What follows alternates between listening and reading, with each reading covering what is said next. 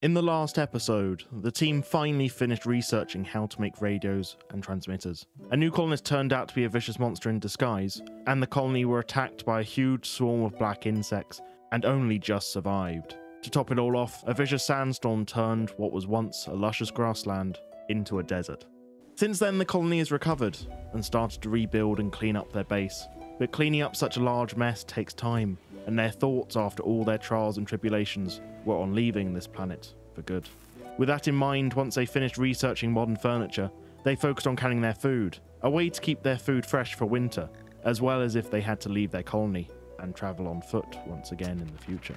But life trundled on at a steady pace, as it always will. They were used to threats at this point, and despite a few setbacks, they were all alive and mostly still intact. And even if they didn't all get along, they were used to each other's company. Kepe even attempted to romance Buck, although that didn't end well, with Kepe taking a long cold dip in the pond to clear his mind. Realizing that they only had 3 tents, they decided to make enough for everyone. They had plenty of resources now, and it was time to put them to good use. Ash, or Prissy as she liked to be called now, had been busy with her studies and was showing real potential as a future colonist, even though her mother seemed focused on teaching her solely combat techniques more than anything else. They all hoped she would grow up to be an outstanding person, despite growing up on this strange world. With the base expanding and in the midst of a cold snap, the base was extremely power hungry. Reginald had to work day and night to make enough industrial components for a 3rd chem fuel generator. They hoped this would mitigate their energy shortfall and keep the base running smoothly, even if the energy room became a little cramped. After they finished researching canning, they doubled down on food preservation and started researching packaged survival meals. These would be much more useful than canned food on the road. With a cold snap affecting their base midwinter, even indoors had freezing conditions. Their greenhouses were struggling, and they had to close off the energy room vents to provide more heating for nearby rooms. They all worried for baby Kiko, and desperately tried to keep her bedroom warm for her. Outdoors, the bovine beetles couldn't cope with the cold, and they had started hypothermic slowdown, something that kept them from freezing to death, but put them in a sort of coma until the weather warmed once again. It was a relief that they wouldn't die, but without their milk and eggs, the colony struggled with their food stocks, and they were all concerned about whether they'd be able to eke out until the spring. Thankfully, something happened that caused everyone to forget their problems. An AI called Charlem Whitestone contacted them. It was the AI of the Hermes. After the Hermes had been struck by a meteor and all colonists had been evacuated, the ship had apparently activated its emergency procedures and managed to land on the planet. It was only a shell of what it once was, but it could get them off planet. There are a few issues though. The ship was in deep hibernation, and the startup sequence could take a number of days, which could attract hostile mechanoids. The other issue was that the ship had landed on the other side of the planet, far to the north. If the colony was already struggling with the cold, they feared what it would be like trying to survive on what was likely a many-month journey through freezing conditions. But they were optimistic and ideally wanted to leave as soon as possible. However, without good food stocks, they wouldn't make it far. It was one thing when Kivy, Aliona and Buck were on their own. They could forage on the road, but with 8 of them, one being a baby, they worried foraging on the road in winter would not be sustaining enough. And so they set to work with a goal of acquiring 400 packaged survival meals. They worked out that this should be enough to get them to the ship, with some spare for when they arrived and needed to prepare for the ship's startup. This would require a lot of meat though, something they never really had in stock. The arrival of a strange giant reptile could potentially fix a food issue, but the colony feared it would prove too strong for them to take on. And so they focused on smaller game. They hunted anything and everything they were capable of, even predators like warg, something they wouldn't normally hunt. And so they started to stockpile food for their journey. This had to be separate from their normal food supply, and none of them were allowed to consume any of the packaged survival meals until they're on the move, whenever that would be. Food wasn't their only concern. Kiko was still just a baby, and they were worried about keeping her warm, fed, and safe on the road. They all decided they wouldn't be able to travel until she was at least old enough to walk on her own, and could somewhat take care of herself. They finished their base expansion that they had started before winter had actually kicked in. It seemed redundant now, but they could always use it as additional storage. They put their next research into machining. Their aim was to get good defenses and weapons in place, but before that, they needed to at least research the basics. Their food situation was still proving difficult. They barely had enough to survive, let alone stockpile. But the arrival of another Titan was too tempting to pass up, and they knew hunting it would provide enough meat to boost their stockpiles significantly. And so the whole colony got together and took part in the hunt. They realised as soon as they opened fire, though, that they had made a mistake, as the beast charged them down, shrugging off the first volley like it was nothing. Thankfully, Brutus was there to slow the beast down long enough for the team to shoot the Titan down, and although he took a beating, he would survive the ordeal. Aliona made a butcher table, especially for butchering this creature. They needed to get as much out of it as possible to make the hunt worth it. But it paid off, with enough meat to keep the colony fed for days, and Aliona worked long into the night to turn this meat into packaged survival meals, their long road ahead. However, it looked like they might need more food than they originally thought, as a stranger, calling himself Skinny, arrived on the outskirts of their base, hoping to join the colony. The team was unsure what to do. They were still paranoid about the mime ordeal, and didn't really want to accept a stranger whom none of them recognised. But they hoped for the best and gave him a chance, accepting him into their colony. And although he had some troublesome qualities, as a chemfuel farmer, he would prove useful with their energy production and ranching needs. But with his acceptance came conditions. Skinny would be confined to a bare bones room for 2 days, without food, water, or comfort in any way. If he could make it through that ordeal and prove he was who he claimed to be, then he would be accepted. Skinny reluctantly agreed and let himself be confined to his room without any sustenance. This only lasted a single day, however, and after a mental break, he left his room to try and sneakily eat a packaged survival meal. This wouldn't stand, so Buck arrested him and once again confined him to his room, now a prison, until he could prove his intent was pure. With additional space adjacent to Skinny's cell, they decided to make a few more bedrooms. Kiko, who was now old enough for her own room, and now insisted on being called Lady, needed her own space. And so they put these bedrooms together with all the fittings, and promised to do the same for Skinny, if he could get through the next 24 hours. Which he did, allowing himself to become starved and dehydrated to prove his innocence. And so, after his time was up, the colony released him from his prison, and accepted him as one of their own. The others were still wary of him, but he'd proved himself to be not a mime, and that was good enough for now. Food was still proving slow to stockpile, and so they decided it was about time to test their first and likely only batch of cheese. It turns out it was amazing, and they gave whoever tried it an instant mood boost. They ended up with a fair amount of cheese in the end. This wasn't as nutritious as packaged survival meals by any means, but it should help supplement them and keep the colony fed for an additional few days on the road. A freak flash storm soured moods though, and also cut off their main water supply. But it was Ash's 7th birthday, and it was time to help her decide her future skills and passions. As she said she wanted to learn about how to care for sick people, and spend more time tailoring and daydreaming about other cultures and the world they came from. They put her passions into plants for medicine growing, intellectual, and crafting.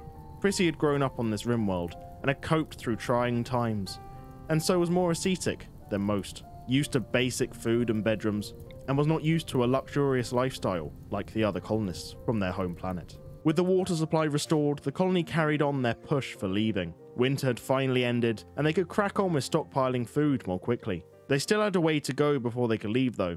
Strangely, Skinny seemed to be constantly in pain, but he showed no signs of any illness or injury. Skinny wasn't really worried about it, but it was a bit suspicious. The colony was still wary of him. He couldn't really explain how he'd survived on his own for so long. He only remembered his old life before he had arrived, and had a complete lack of memory of his time on the planet. But despite his suspicious nature, he was slowly beginning to be accepted amongst the colony. He was a hard worker, friendly, and good with the children. They put his lack of memory down to trauma of life on the planet, and left it at that. The group's next research was a curveball. They wondered if they would be able to build vehicles to take them to the crash site. None of them were really sure if this was possible, or if the terrain would allow it, but they saw the research as potentially useful, and so decided to research it anyway, as the idea of driving or flying was much more appealing to them than walking on foot.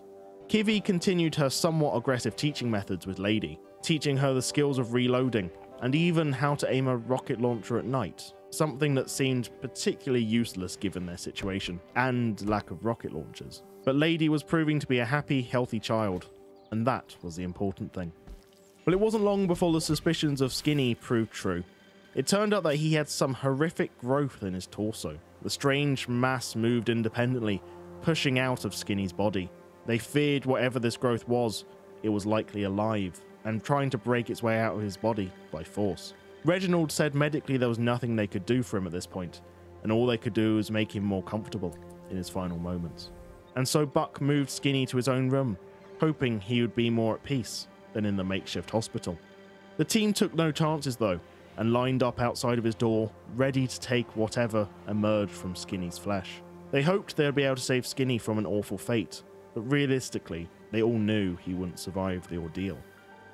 After hours of waiting, Skinny's torso finally gave out, and a strange-looking baby erupted out of him.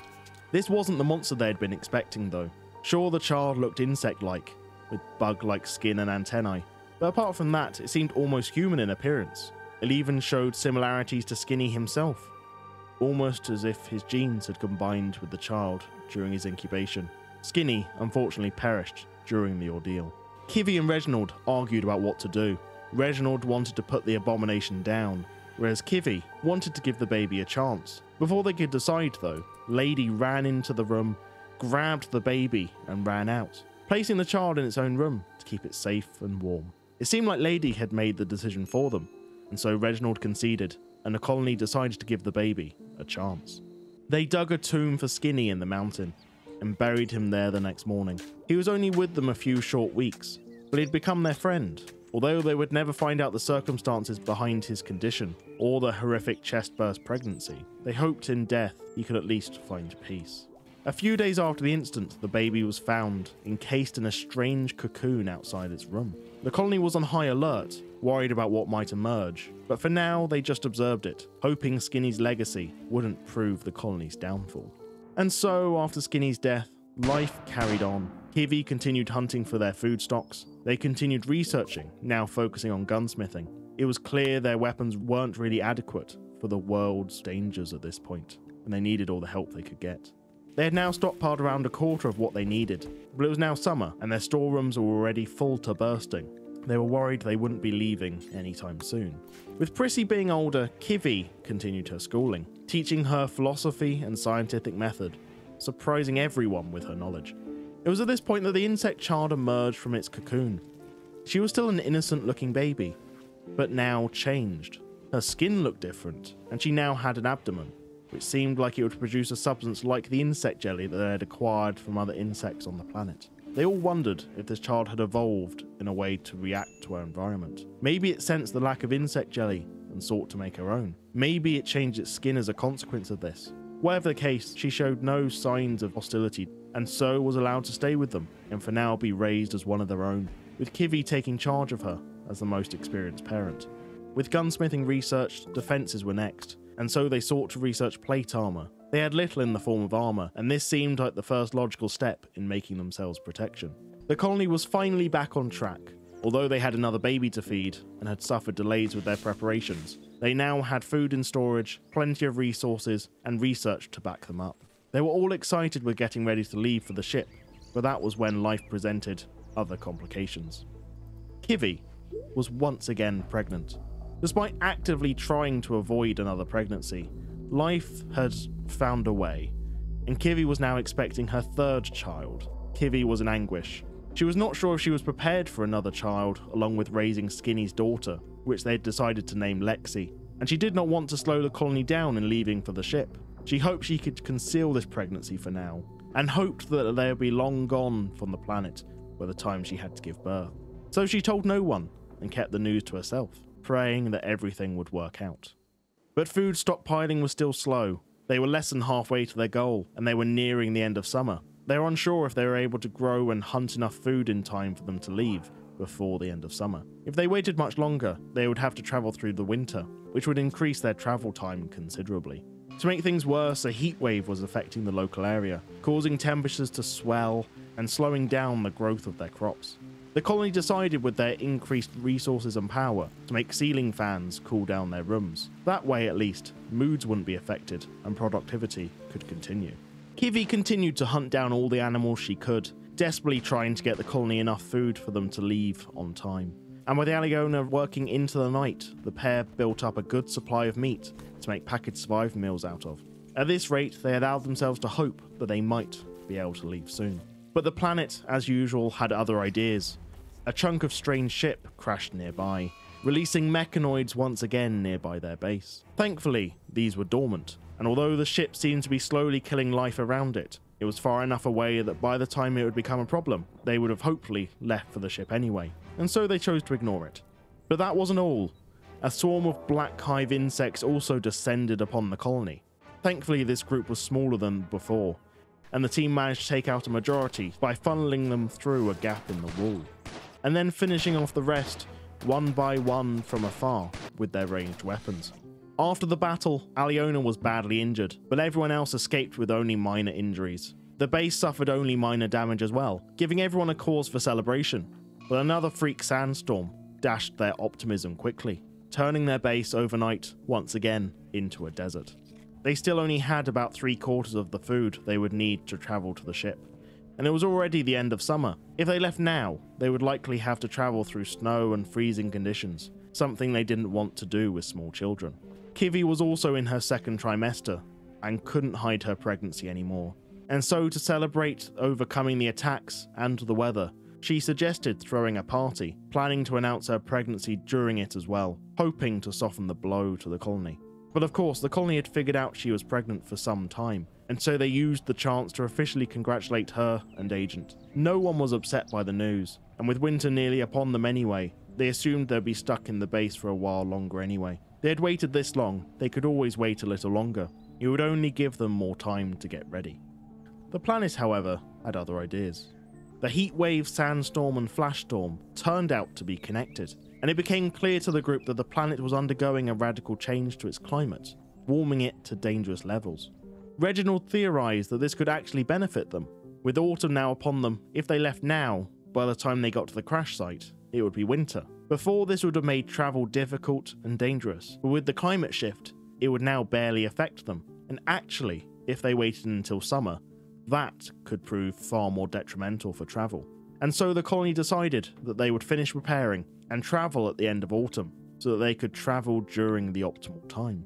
The arrival of another threat, however, ruined these plans.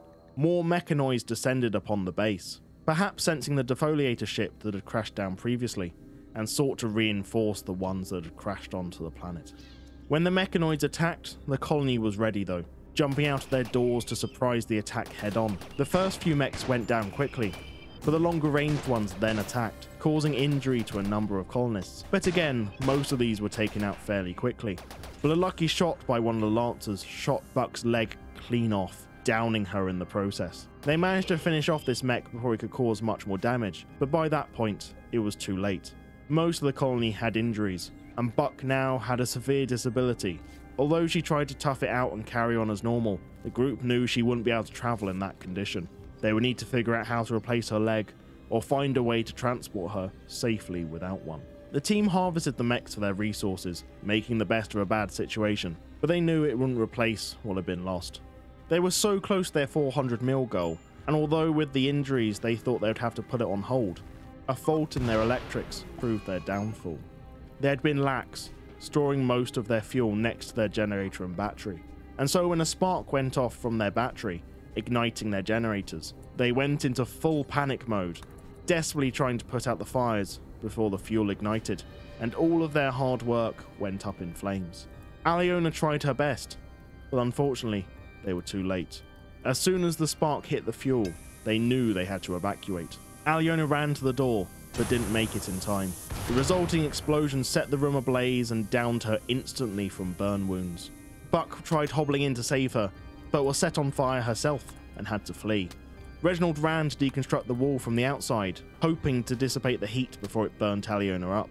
Thankfully, Kivi and Brutus were able to rescue Aliona before she was burnt alive, and whilst Reginald tried to deconstruct the wall to save what he could, there was little left to save. He did manage to save the lathe, however, and through his efforts the fire did dissipate and the colony was once again safe, but with no power. And with no way to make enough components to replace the generators that were lost, they were effectively stuck with no way to power their base and make more meals or progress. Thankfully, Aliona survived the ordeal. Although badly burned, she would recover with no permanent injury, except the mental scarring that came through going through such an event. With only being 12 survivor mils short, and no way to make more, there suddenly seemed little point in staying at the base, and so the team started to pack up and plan their route to the ship, harvesting the plants they could, and uninstalling any machines they wanted to take with them. They replaced Buck's missing leg with a basic peg leg. It wasn't much, but it was all they could do for now. And after using their final components to make a battery and a portable chem fuel generator for the remaining chem fuel that they had in stock, they finalized their plans to leave. They worked out it would take roughly 25 days, almost half a year to walk, but they had enough tents and hopefully enough food to get them by for the trip. They loaded all of their supplies on the bovine beetles. Without their help, their trip would have been completely impossible. And slowly but surely, the group led the giant beetles, loaded with all of their supplies, towards the edge of their base. They had survived nearly 4 years on this planet so far, over 3 of them in this base. It became their home and their sanctuary against the hostile planet. Leaving it behind was daunting. They had no idea what to expect on their journey, or what they would find at the ship site. But they were hopeful that they were near the end of their time on the planet, and that this was just the last push and their last journey before they were able to leave. Kivy was the last to leave the base, Lexi clutching at her for dear life, knowing that something was wrong. Kivy did the best she could to soothe her, but knew the journey would be hard on both of them. She herself was nearing the end of her pregnancy, and she was unsure if she would make it to the ship's landing site before she went into labour. She hoped and prayed that her baby would be born healthy, but she knew the risks that came with giving birth, and knew that she would have to steel herself for whatever happened next. But as they left the base, it was finally time for the group to start their long journey to their final destination. They didn't leave much at the base, but what they did leave, they left just in case they needed to return, or if other survivors landed on the planet needed aid. A few fertile bovine eggs remained behind, laid just before they left. Perhaps they would hatch and remain at the base, carrying on their parents' legacy of providing for future colonies. They would remain here with a shell of a base and the bones of Skinny and the other dead that lay nearby. Hopefully this base would aid future survivors and future pioneers, allowing them to survive long enough on this hostile planet to find help, just like the crew of the Hermes were now seeking out. Thank you so much for watching, everyone. If you've liked what I've said, please leave a like and subscribe. A massive thank you to all my Patreon and YouTube members: Clint David, Valise, Lorby Lord, T Chaos, Toolman, Nacho Cheese, King of Thorns, Charles, Latz, Brian, Heretic, and PWR Wolf. Cheers, guys. I'll see you next episode. Bye-bye.